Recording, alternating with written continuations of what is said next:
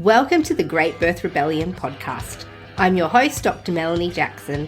I'm a clinical and research midwife with my PhD, and each episode I cast a critical eye over current maternity care practice by grappling with research and historical knowledge to help you get the best out of your pregnancy, birth, and postpartum journey. To get access to all the research that I use to create every single podcast episode, you can join the mailing list at melaniethemidwife.com. Welcome to this week's episode of the Great Birth Rebellion podcast. Last episode, we spoke about gestational diabetes screening and the issues that are inherent with that. And today we're continuing our topic of gestational diabetes and speaking with world-renowned dietitian and nutritionist Lily Nichols about the information that she shares in her book, Real Food for Gestational Diabetes, and ways to control and manage diabetes based on the food that you eat. And this is not the mainstream information that you'll be getting from your usual diabetes educator. Lily Nichols is a registered dietitian nutritionist, certified diabetes educator, researcher, and author with a passion for evidence-based prenatal nutrition. Her work is known for being research-focused, thorough, and critical of outdated dietary guidelines. She's the founder of the Institute for Perinatal Nutrition, the co-founder of the Women's Health Nutrition Academy, and the author of 3 books, Real Food for Fertility, Real Food for Pregnancy, and Real Food for Gestational Diabetes.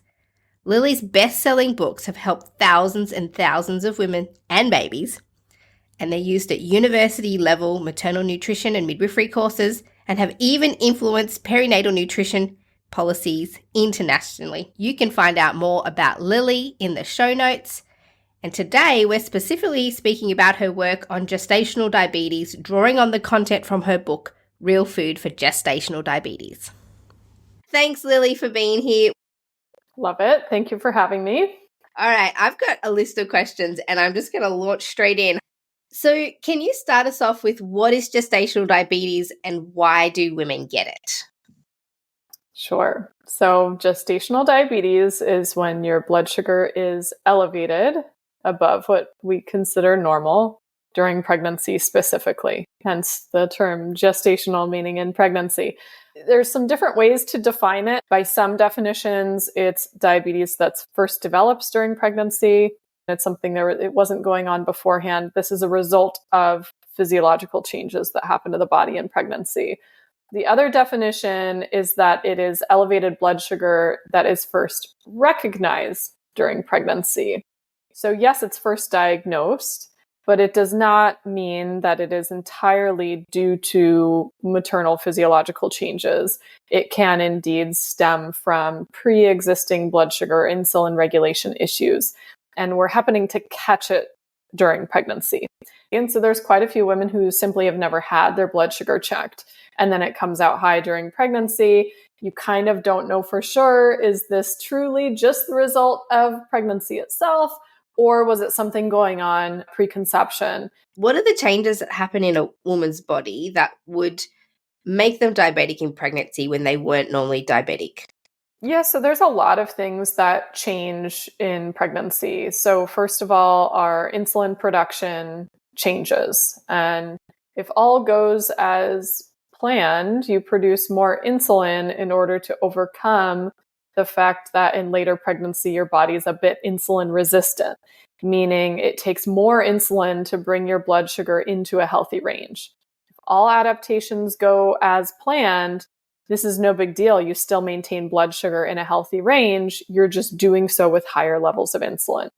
Somebody who's coming into pregnancy with quite a bit of insulin resistance, that becomes really difficult for their body because they're already pumping out high amounts of insulin. So sometimes that shows up as gestational diabetes. You have weight gain over the course of pregnancy, which is a natural and necessary thing for at least the majority of pregnancies, but that can make you more insulin resistant. There are changes in your placental hormones that affect insulin resistance. And then there's other things that can happen as well, like just disrupted sleep from being kind of uncomfortable, hard to find the right position, or, pregnancy insomnia is legitimately a thing that can affect it. And finally, if there's low nutrient intake or overt nutrient deficiencies, that can also play a role. And you talk about gestational diabetes as being a kind of carbohydrate intolerance. You know, I'm a private midwife, and on occasion, my clients will test positive to having gestational diabetes. And then when they go and see the dietitian or the nutritionist or endocrinologist gives them this diet that seems so high in carbohydrates. And I first trained as a naturopath. And when I first saw the diet that they were giving women, I was very confused because it seemed counterintuitive to give somebody who's having trouble digesting and processing carbohydrates and sugars a high carbohydrate diet. Can you talk to us about what women can expect to be told to do with their diet if they've been diagnosed with gestational diabetes and then they're off to see their diabetic educator or dietitian or whoever it is through their hospital? What will they usually get told to do in order to control it with diet? Yeah, it's it's an interesting world we live in. And I'm glad you brought up another alternative definition of gestational diabetes, which I usually also like to bring up: carbohydrate intolerance. Your body cannot tolerate a large bolus of carbohydrates in one sitting without experiencing high blood sugar. That's what carbohydrate intolerance means. So yeah, it is perplexing. And many times I have faced that same, like, this doesn't actually make sense because you took a glucose tolerance test of 50, 75, 100 grams of glucose, and now your meal plan has essentially 50 or sometimes 60, 75 grams of carbohydrates at each meal. So if you failed the test, meaning your blood sugar was too high after that quantity of glucose, why would we give you the same amount of carbohydrates and expect a better result? It's it's truly a bit nonsensical. So yeah, there's all sorts of reasons the guidelines are what they are. And I mean, I'm the first to point out all the flaws with those recommendations. And I've written very extensively about this topic because that advice doesn't help to control blood sugar for the majority of women. Sometimes if you have somebody with a really mild case, you give them a meal plan that spreads the high carbohydrate intake evenly across the day, and it works. But for the majority, it does not work. It's too many carbohydrates for their body to tolerate at one sitting without experiencing high blood sugar. And then they get on the path towards medication or insulin, which otherwise may not have been necessary if they simply ate a more appropriate level of carbohydrates for what their body's tolerance is.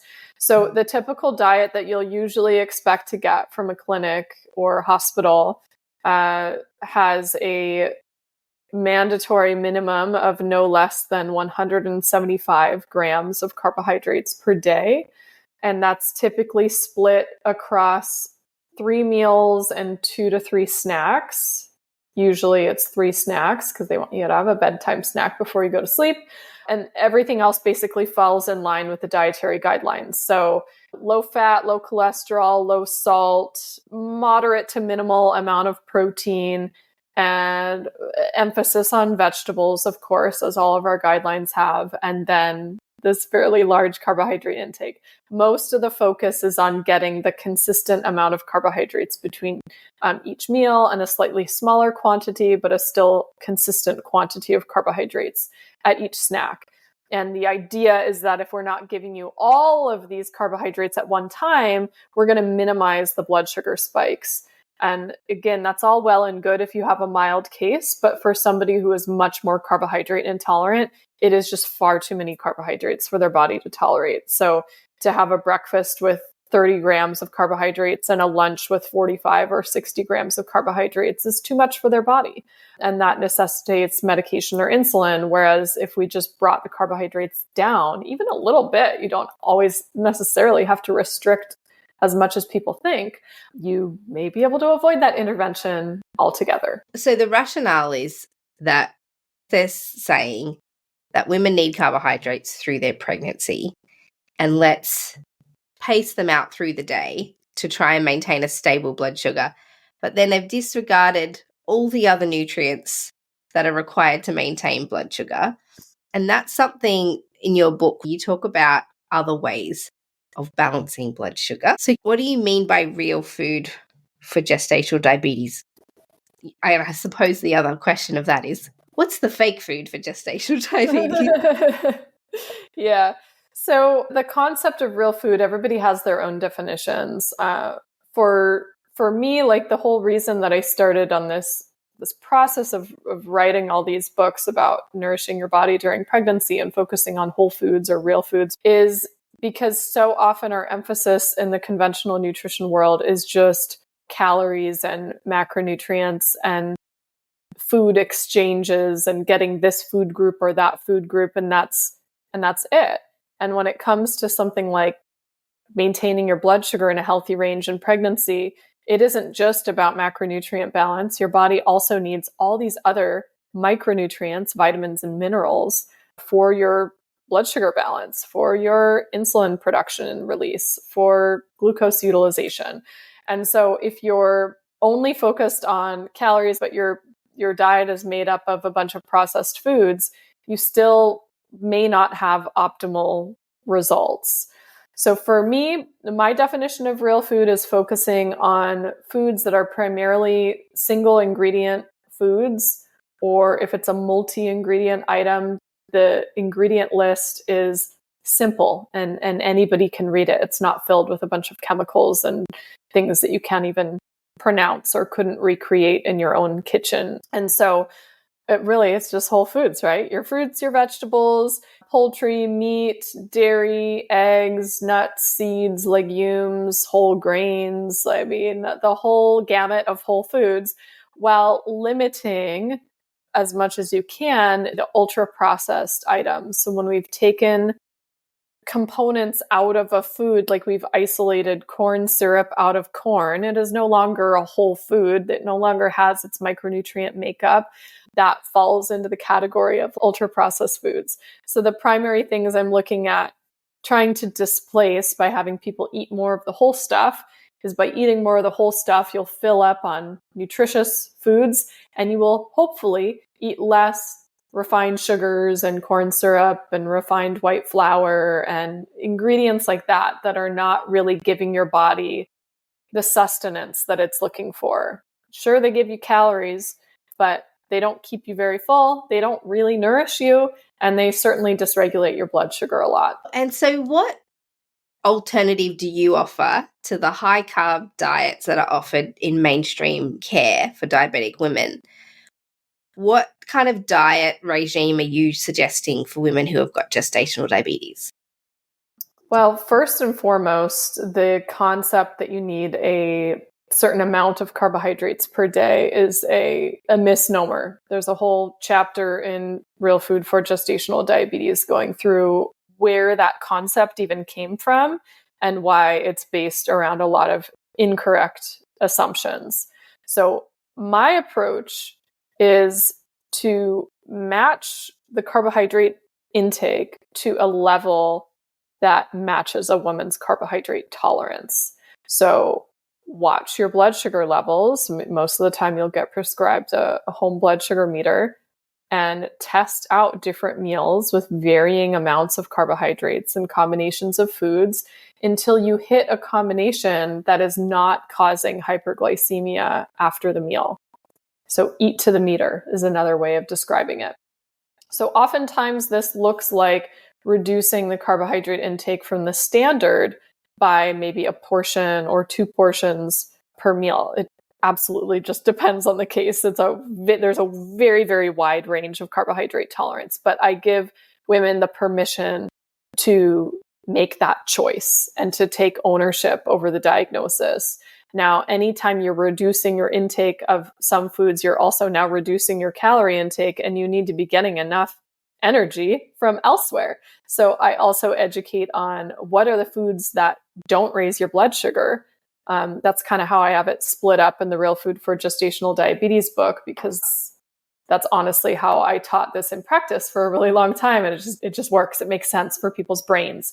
So your protein, your fat, your non-starchy vegetables. So basically anything other than like starchy potatoes and starchy corn, most of your vegetables, they're not going to raise your blood sugar a whole lot. So if you're reducing your carbohydrate intake, say you normally have, I don't know, eggs and toast and fruit at breakfast, and you've now taken away some of the toast or some of the fruit and you're only left with the eggs, well, you've cut out a bunch of calories. So now you have to add more back. So are you going to add an extra egg? Are you going to add some vegetables and make an egg vegetable scramble? Are you going to maybe switch out your bread for something that's slightly lower carb, lower glycemic? You have to fill in the void with more food. And that is the biggest mistake that I see made when women get diagnosed with gestational diabetes, especially if they're only given the conventional advice. They try out their sample meal plan that's super high carb. They start seeing high blood sugar levels. They freak out. They over-pathologize the situation. And the only thing they know to do is to just restrict their food. They don't know that you could just add an extra serving of protein and fat and vegetables or nuts and seeds to that meal and be able to eat to satiety, stay full, feel good, have energy without having high blood sugar. And so that's an important component. They just see all food as oh my gosh, all food is going to raise my blood sugar. They're really not educated. Or if they are educated on, carbs raise your blood sugar, but you have to have this amount, there's this terrible fear instilled on them that if they reduce their carbohydrate intake, they're going to harm their baby's development, which is incorrect information. That is just wrong information. We actually see when you look at dietary intake and micronutrient intake, we see the best micronutrient intake among women who have the lowest refined carbohydrate intake. So my approach is very different. I wanted to ask about healthy ways to eat carbohydrates for women who are diabetic. How can they address their carbs and consume them without creating a blood sugar spike? It's a necessary conversation. And it is crazy when you start picking at nutrition with any little thing, it affects everything else. So if you start delving into, okay, well, we're eating fewer carbohydrates. Okay, well, you look at the proportion of the diet coming from different macronutrients, you're by default going to have to see increases in protein and fat intake to offset it. Protein intake can only go so high. So there is a substantial increase in fat intake, and that freaks people out. So it's a whole other rabbit hole of de-education. As for the hacks for how can you consume carbohydrates without experiencing high blood sugar? Again, at some level, the quantity of carbohydrates consumed ultimately determines how high your blood sugar is going to go. A lot of people think about it in terms of oh, well, if I combine my foods, eat protein with my carb, then it cancels out the carb. Nothing cancels out the carb, but you can reduce the blood sugar spike by upwards of 30 to 40% by eating them in combination with other foods. So highest glycemic response, biggest blood sugar spike would come from eating carbohydrates by themselves, especially if it's very refined. So pure sugar, white bread. White bread actually has a very similar glycemic response to white sugar. So same, whether it's white flour or white sugar, they both spike your blood sugar like crazy.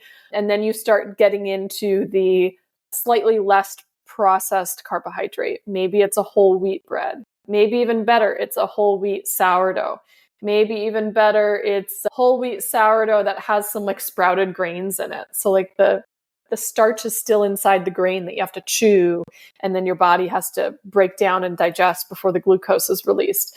You can reduce the blood sugar spike by choosing better quality, less processed carbohydrates. Another good example is juice versus fruit. The juice will spike your blood sugar actually very similar to a soda. And I know that's what? You're saying juice is soda? Of course, there's other nutrients in juice. But from a blood sugar perspective, your blood sugar spike can actually be just as bad from orange juice as it is soda. But if you were to sit down and peel an orange and eat an orange, A, you're slowed down by the peeling process, and B, there's fiber. It takes time. You have to chew it. You can't like drink it down in one sitting. So a little like 16-ounce bottle of juice has the equivalent carbohydrates to like 4 oranges. But you probably won't be able to eat 4 oranges in one sitting because you'll be full from all the fiber. So the less processed carb, better. Now, on top of that, you want to think about what are you combining your carbohydrates with?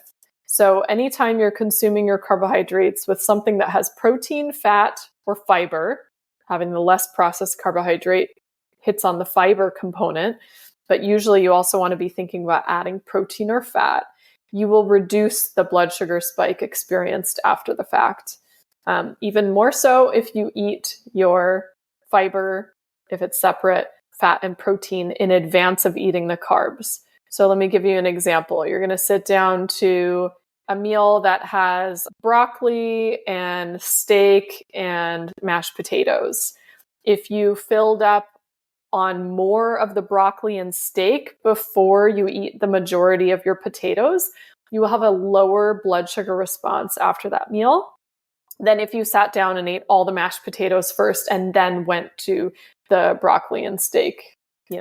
So those are things that can make a surprisingly big difference, especially if somebody is just really sensitive to carbohydrates. And I mean, I would like you to have as much variety as possible as well. Then we can start working with the combinations and the order in which your foods are consumed. And sometimes that can make a big difference.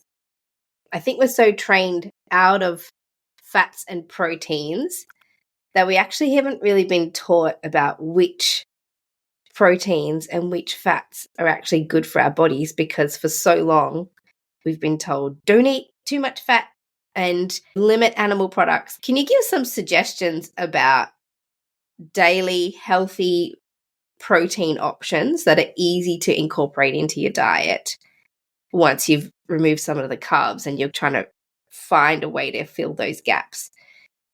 Yeah, and this, depending on who's listening, I might sound like a total heretic with what I'm about to say, because you probably are going to expect me to respond with like all plant protein options. And I have no qualms with having some of those too. I think we need a balance of both. But arguably, meat has been unfairly demonized for many decades. And as I've gotten further in my career and more bold with what I write about, I've dissected this in like a lot of detail, especially my latest book, Real Food for Fertility, which has a whole chapter on vegetarian and vegan diets and considerations for the nutrients you're getting from those foods. So if you're still coming from the paradigm that meat is bad for you, egg yolks are bad for you, dairy fat is bad for you, and I should choose margarine instead of butter, everything I'm about to recommend will sound insane. So just, bear with me. I've addressed this in many places elsewhere.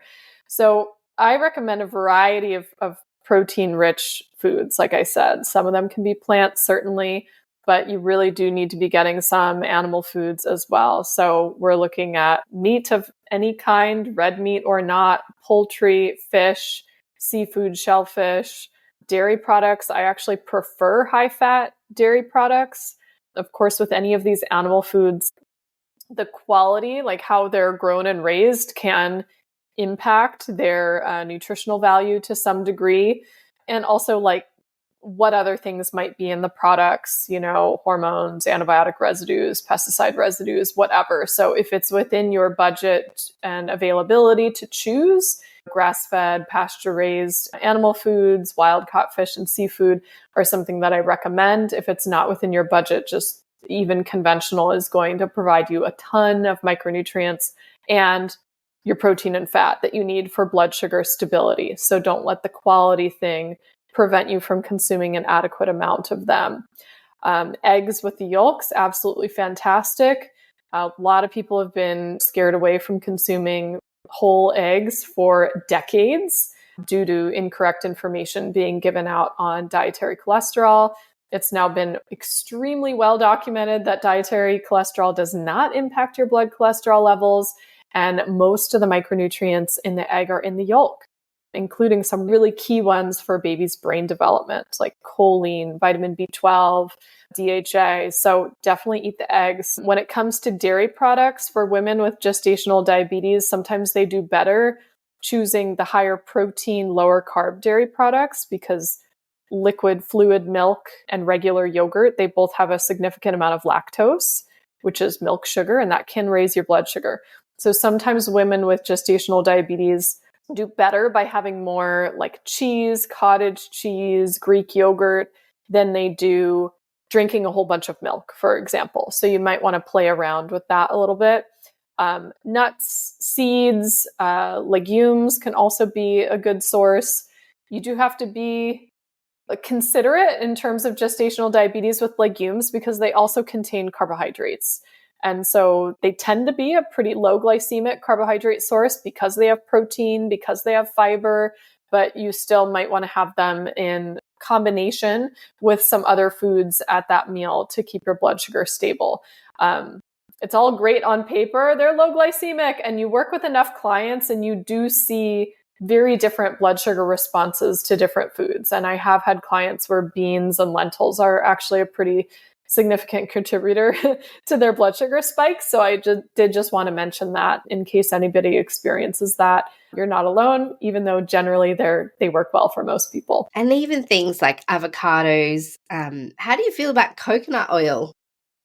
Oh yeah, I kind of touched on the protein, but I didn't really go hard on the fats here. So yeah, avocados and avocado oil I'm a fan of, olives and olive oil. Nuts and seeds they also provide fat. They have protein, fat, and fiber. If you're doing nut oils, like a macadamia nut oil or an almond oil or something like that, you do want to be cautious that it's cold pressed, like extra virgin, because the fats in them are pretty delicate.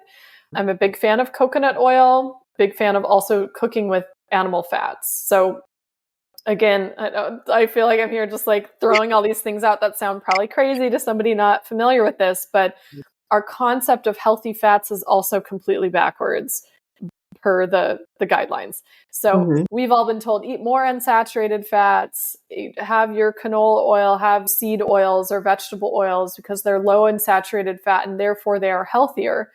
Well, you actually look at what is the body's response to these fats. These unsaturated fats are very easily damaged.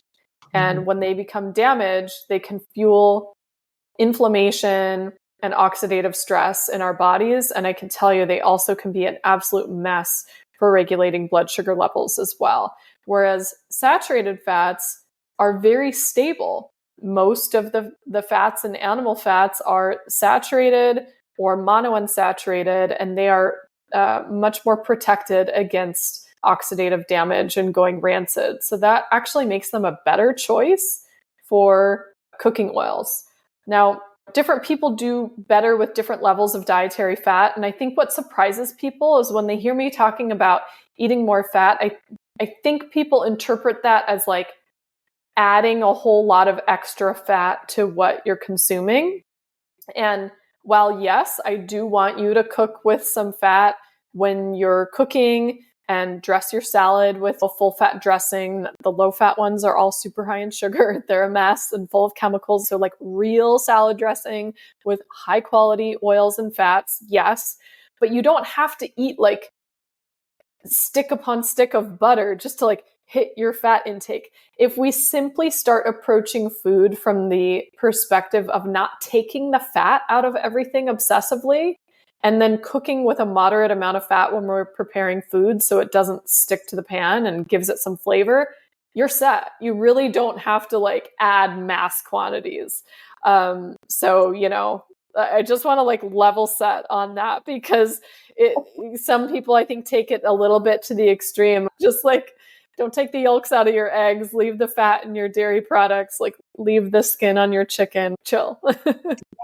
Well, I think what women were told for so long is that food with fat in them will make you fat. Right. But it's actually opposite. Too much carbohydrate is the more likely thing that's going to lead to weight gain. But that message hasn't filtered through yet. And so we still are frightened of fat in food, thinking that the result is going to be weight gain.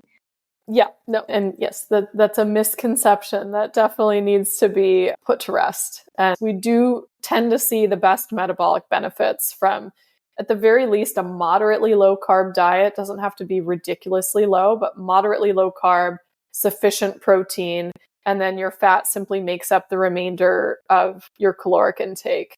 And for me, I'm personally, rather than nitpicking all the numbers, even though I am capable of doing so as a dietitian, from a practical standpoint with clients and even how I approach eating is very much from a mindful eating perspective, where it's like, okay, we're trying to take this from making sure there's protein every time we sit down to a meal or snack. If we're having carbohydrates, specifically like high carbohydrate foods with that meal, have them as a sort of like small side dish versus the main event, right? Having the main event of a giant plate of pasta is inevitably blood sugar dysregulating. No matter how much protein and fat you put on top of it, if you're eating a giant bowl of pasta, it's going to be a lot. But you may be able to have, a small side of pasta with your meatballs and veggies and stuff and be perfectly fine. And listen to your body too, right? You have like two ways of checking in from a gestational diabetes component. You got the meter to check your blood sugar after the fact. And then you have your hunger and fullness cues, your mindful eating cues on how full do you feel, and titrating that to the right amount of food for any particular time that you sit down to eat. And I think that even that concept can feel very foreign and uncomfortable to people because so many of us have been raised under this idea that you have to like strictly control all the things. And especially for a lot of women, we've had the diet culture infiltration of limiting your calories or limiting your fat for all of these years. I mean, many of us grew up with mothers who were trying to do their best for their family, but like keeping the fat intake to a minimum. And it's a very different way to approach food. It's occurred to me that you and I are aware of what a complex carbohydrate is versus a simple carbohydrate. And so, put simply, more simple carbohydrates are going to spike your blood sugar faster and more likely to spike your blood sugar. And a complex carbohydrate is probably going to offer a more sustained release of carbohydrate and potentially less of a peak in your blood sugar levels. But can you explain what the difference is between a simple carbohydrate and a more complex carbohydrate? Well, it comes down to how much a food has been processed, typically. So there's different levels of processing that can affect sort of the chemical structure of the carbohydrates in the food. So the simpler the structure, that's really what the simple and complex is referring to, is like the chemical structure of the starch or the sugar. The simpler the structure, the quicker your body can break it down and release the glucose from it to raise your blood sugar. And the more complex carbohydrates, your digestive system has to do more work to break apart all these different components of the starch to get at the individual glucose molecules in the food. That's really the difference. So from the perspective of starchy whole foods, those tend to fall into the category of complex carbohydrates. So a whole grain would be something that falls into the complex carbohydrate category. But even the level of processing of that grain can affect the glycemic index of it, which is how much it's going to raise your blood sugar. So you can have a whole, oats are a good way to think about this. Okay, can have a whole oat groat, they call it, which is a whole like oat kernel, I guess. By the way, if you try to cook that, it'll take ages. Normally, the oats that we get are at the very least steel cut, where they have cross-cut the oat so that it'll cook a little faster. And even that's like a 45-minute saga of cooking oatmeal. Steel-cut oats, prepared all perfectly and soaked overnight and all the things, was like my default breakfast. Turns out even that doesn't work all that well for my blood sugar, but that's a step up from the next stage of processing, which is rolled oats, where they've taken the whole oat and they've rolled over it with rollers so it's flattened out. That cooks a little faster. And then you have like the quick cooking oats, and then you have the instant oats. Like each level of processing, even though technically all of them still fall in the category of a complex carbohydrate, the more processed they are, the easier it is for your body to get at the starch molecules and then break those apart into individual molecules of glucose, which ultimately will raise your blood sugar. So I've kind of moved away in my work from talking about simple and complex carbs because it doesn't capture the full picture of the blood sugar thing. And you have so many people who think that just because something is a whole grain, then it's perfectly fine.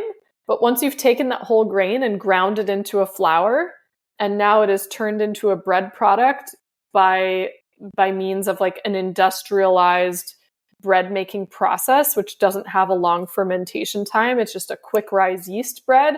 Like it's a blood sugar bomb. It just raises your blood sugar super fast. Not to mention most of the commercial breads, they add sugar or corn syrup to it as well. So it's a mixed bag. And yet if you were to do something like you take that same flour, but you make a traditional sourdough where there is a long fermentation time, and I've written about this on my blog. If people want to go to my site, lilynicholsrdn.com, search sourdough, you'll see my blog talking all about the benefits of sourdough and also my method for making it at home. If you have a long, slow fermentation process, you can turn what would have been a high glycemic bread into a actually fairly low glycemic bread. And it tastes delicious, digests well. I mean, there's all sorts of benefits. I love my sourdough. So there can be a difference, but both the sourdough bread and the whole wheat bread, technically, you could call them a complex carbohydrate or a complex starch. So basically then, it's more about how a food is processed that will determine how it gets digested and then what it does to your blood sugar, more so than the type of food. Yes. Yes.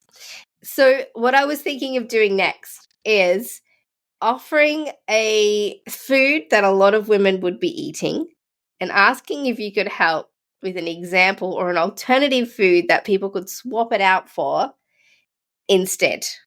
That might help their blood sugar. All right. So it's a bit of rapid fire. So white rice. At the very least, you could do brown rice but I want to level set here because even though the brown rice is a complex carb, you're getting almost equivalent carbohydrate intake and only 3 or so grams of fiber per cup. So a better solution on the rice would be simply a smaller portion, consuming it at the end of the meal. Or if your body's really carb sensitive, swap it out. I know it's not the same, but swap it out for cauliflower rice, which doesn't taste like rice at all. I know, but it can be a white fill-in for the rice at the meal. What about quinoa? Would that as a rice alternative? You can. I've seen really not super impressive blood sugar responses with swapping in quinoa. So quinoa, again, will have very similar amounts of carbohydrates per cup as rice. You do get more fiber, and it does have a few extra grams of protein per cup. So it can be an option, but I think in general, we have to be looking at these grains as something that is a very small side dish at the meal versus like, I could swap white rice for brown and everything's solved. I've seen identical blood sugar spikes from brown rice and white, and likewise quinoa. So basically still going with that principle of eating to your blood sugar readings. So correct. Right. Okay. Thank you. That's helpful. So white rice, not necessarily a better option to have brown rice. How about, I think you've already answered this question, but store-bought packaged bread. What would be the alternative to going to the shop and picking up a loaf of bread in a package? Hey, if your shop has sprouted whole grain bread or a traditionally fermented sourdough, you'll know it's a traditionally fermented sourdough if it just has roughly 3 ingredients. You just need flour, water, and salt, and you're there. Or you could, of course, make your own. Those would all be better options. There's also a whole bunch of low-carb bread recipe replacements that are made with things like egg whites. You could try some of those other alternative options or find a way to swap out the bread entirely. Again, some people are really carb sensitive and they do better with things like a lettuce wrap instead of a bun or a bread. All right. Pasta. Do we still get to eat pasta? You can cook it al dente, and that does help. I will say swapping it out for whole grain pasta is only moderately better for the blood sugar response. So I would try first cooking it al dente and see if that helps, and try to eat your protein option first, or at least build in a lot of protein with the pasta. You could do a legume pasta. They have pastas made from legumes or pulses. So there's chickpea or lentil pastas. Again, I'm not saying it's a one-to-one flavor replacement, but sometimes as part of like a pasta bake, they work just fine. Sometimes you can do a vegetable in place of pasta. Again, not saying it's going to be a replacement for taste and texture, but you can make zucchini noodles or zoodles. I have like a low carb lasagna recipe where you use thin slices of zucchini, or you could do really thin slices of eggplant. So there's ways around it. I would say, like, again, how much do you need to cut back? Only cut back as much as you need to based on how your blood sugar response is. You can, of course, almost everybody can still do a small portion, but the concept of sitting down to this like giant plate of spaghetti, you might want to, rethink that. Or you can even do a combination, right? So you could do a combination of some regular spaghetti cooked al dente with some zoodles, and you're getting the best of both worlds, still some of the flavor and texture of the pasta, and the zucchini noodles are just kind of like there as a vegetable in noodle form. All right. How about breakfast cereals? I would do a grain-free granola for that, and I do have a recipe for that. Beautiful. All right. People who put sweetener in their tea, or sugar in their tea or coffee, is there an alternative to that? There's a whole host of options out there that you could do. I mean, first of all, sometimes it's just about reducing the quantity. So you may be able to get away with a little of the real thing, just reduce the quantity that you're having, and that may be perfectly fine. If you go for like a more natural sweetener, like honey or maple syrup, those will still give you the same amount of sugar as white sugar. I do like them. They have a nice flavor. They have like a teeny amount of some micronutrients in there. But be aware that if you swap for honey or maple syrup, it'll still raise your blood sugar. There are low sugar or sugar-free alternatives that are a bit more natural and less of the, aspartame, Splenda kind of thing. So you could do stevia-derived sweetener, you could do xylitol, you could do erythritol, monk fruit extract, you could do those. Those are all essentially sugar-free sweeteners. I'm going to throw out one that's kind of interesting, which is that there is a nutrient called inositol, which is a B vitamin-like compound, where we have quite a bit of research on it now in pregnancy. It's actually often used in women with polycystic ovarian syndrome to help with reducing insulin resistance. And inositol is something that's also been studied for supplementing in pregnancy to either reduce the risk of developing gestational diabetes or to improve treatment like success.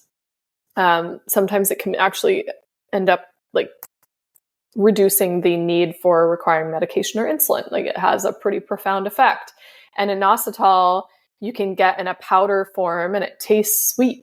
So I actually use inositol to sweeten my tea, half teaspoon or so. And usually when you're looking at like a dosage, a clinically effective dosage for blood sugar improvement, you're looking at maybe a teaspoon to a teaspoon and a half. So, you could put in a half teaspoon or so of inositol in your tea or coffee. It's a very mildly sweet flavor. It's not going to be exactly the same as sugar, but it is pleasant. It is not terrible tasting whatsoever. So that's another unconventional, doesn't fall in the sweetener category, but fills that role. Yes. Excellent. So the last question I had for you is there a way with diet in pregnancy to actually prevent gestational diabetes in pregnancy? Yeah, by what you're It's eating. the $1,000,000 question, and there isn't a perfect answer to this, because sometimes there indeed are, you have individuals who have almost no risk factors and they develop it. There are cases in which there's no predisposing factors and the body just really struggles to adapt to the pregnancy-induced insulin resistance, So I don't want to paint a picture that this is something that can definitely for sure be avoided if you just follow these 5 hacks, right? That said, we do have a lot of research on different options for helping to prevent gestational diabetes. First and foremost, the healthier you are coming into pregnancy, and by healthy, I mean like blood sugar and insulin levels in a healthy range, you're less likely to develop gestational diabetes in that subsequent pregnancy. So that is certainly something to work on, your blood sugar levels in advance of conception. Coming into pregnancy at a healthy weight likely helps. Coming into pregnancy as somebody who is physically active, and particularly if you're able to continue some amount of physical activity, even if what that looks like changes in pregnancy, still, even if it's just walking, that dramatically reduces the risk of developing it. Coming into pregnancy with decent micronutrient intake and nutrient stores, so good vitamin D levels, good magnesium intake, sufficient intake of B vitamins like thiamine and minerals like chromium. These things can help with blood sugar and insulin levels in addition. And if you do find that, say, your vitamin D levels are low, getting time in the sun and or supplementing with vitamin D until you can get those levels back up. We have data on pre-pregnancy vitamin D levels and incidence of gestational diabetes. We have data on supplementing with vitamin D during pregnancy to raise vitamin D levels up, and that reduces glucose levels. So there's a ton of research on vitamin D. That's another place I would focus on. And then I would say just one more thing that sounds a little random, but getting a sufficient amount of sleep can help with your blood sugar levels quite a bit. So building in healthy sleep habits from the get-go, not being on screens right before going to sleep, keeping the lights low, or even having a red light before bed, sleeping in the darkness, so have curtains that block out light if there's any light outside your windows. That actually has a surprisingly dramatic effect on blood sugar levels, and I don't want anybody with young children to feel like they're completely screwed, because I have 2 kids, been there. Sleep is disrupted, but doing the best you can to try to maintain a healthy sleep environment can go quite a long way. Oh, and I should mention food stuff. Food, what you're eating, makes a dramatic difference. So we see lower rates of gestational diabetes in women who are eating more protein, more fresh produce, less ultra-processed foods, less added sugars, less omega-6 fats, which come from your processed seed oils. So the better quality your diet is coming into pregnancy, and I know first trimester is you got a free pass, but as best you can as your symptoms allow, eating a nutritious diet can play a role as well. Yes, and I just had one other question that popped up as we were talking about it. There's some controversy about what classifies gestational diabetes, what blood sugar level is too high and then puts you in the range of diabetes. So here in Australia, there's some criteria where it says if your fasting glucose level when you wake in the morning is above 5.2, then that would count as too high. Others say 5.6 is too high. But do you have an opinion about the morning fasting blood sugar and what would be considered a too high reading? I'm just calculating this out into milligrams per deciliter, because that's what we're doing in the US. So it depends on the criteria that are used for diagnosis. In Australia, are you doing the 75 gram 2-hour test performed fasting? Yeah, 75 grams. So you go in fasting blood sugar and then 75 grams and then the 2 blood tests. Okay. And they're using the criteria of 90. Well, you would convert it into millimoles per liter. But in the US, if you were to do the 75 gram 2-hour fasted glucose tolerance test in pregnancy, the numbers they're looking at are 92 fasting, 180 at 1 hour and 153 at 2 hours. And any reading that is above the threshold, so even if it's only the fasting reading, that's 93. That counts as a positive diagnosis for gestational diabetes. You'd be looking at 5.1 versus 5.2. But when it comes to the treatment goals for where is it optimal to maintain blood sugar levels, it sounds like what you're describing equated to approximately 94 milligrams per deciliter or 100 milligrams per deciliter. So when it comes to fasting blood sugar, there are some criteria that wants your fasting blood sugar below 90, which 90, that would equate to 5 millimoles per liter. There are others that want your fasting blood sugar below 95 milligrams per deciliter, which is about 5.2, 5.3 millimoles per liter. And there are others that want it only below 100, and that's 5.55, 5.6 millimoles per deciliter. And this is an active debate.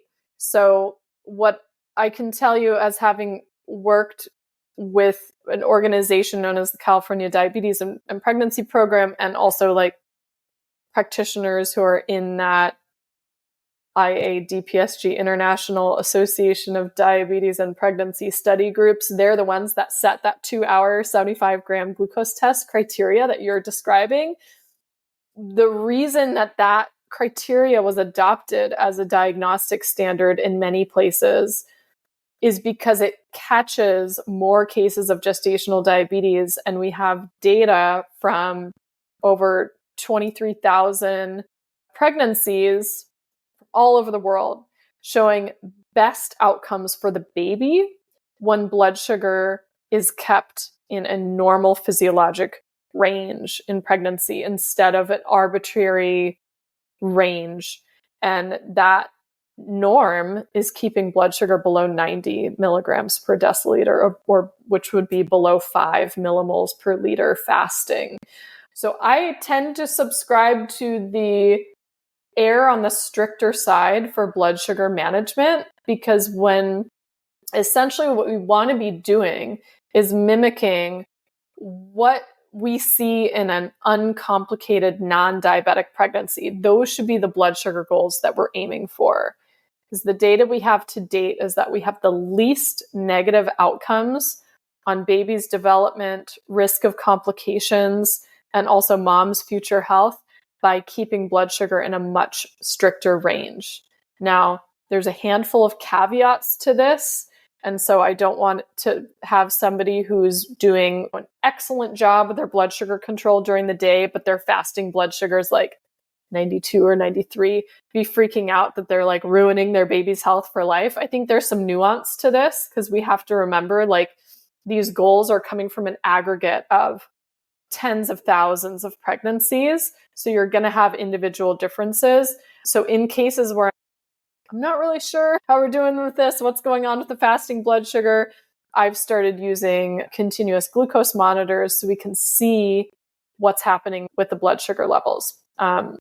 You're getting, 200 plus like data points for the whole day instead of just a single time point fasted, a single time point after each meal, and trying to draw conclusions. Because I may have somebody whose blood sugar is actually pretty darn good, and it just starts spiking just a little bit as they're waking up, showing an elevated fasted reading, which conventionally we'd be like, oh no, their fasting blood sugar was high all night. But that actually wasn't the case for that person. And they actually don't need medication to lower it any further. We're just catching it at that dawn phenomenon time point when they're doing their finger sticks. So that was a really, really long answer to your question, but hopefully it helps. It really does help. So take-home messages are that the conventional and mainstream approach to dietary care for women who have diabetes are generally too high in carbohydrates. Instead, women should eat to their glucose tolerance levels based on the results that they're getting from their blood sugar testing, whether or not they're using the continuous blood sugar testing or periodic, and that fats and proteins are your friend with controlling blood sugar levels, as well as all the micronutrients Did we miss any major points? I think you covered it. And I can mention a few resources in addition to the book, Real Food for Gestational Diabetes. I do have a free video series on gestational diabetes if you've just been diagnosed and like, what do I do? That video series is super helpful. That's up on my website, lilynicholsrdn.com. There's a little freebies tab. It's on there. I do have an online course on gestational diabetes. I've been running this for now 9 years. And that is a place where we dive into all sorts of additional nuances of things not necessarily covered in depth in the book, including like there's a 45 plus minute training on lowering fasting blood sugar, because that's the biggest challenge. And maybe you've seen that with clients where you can get their daytime readings within range, but the fasting blood sugar is like not budging.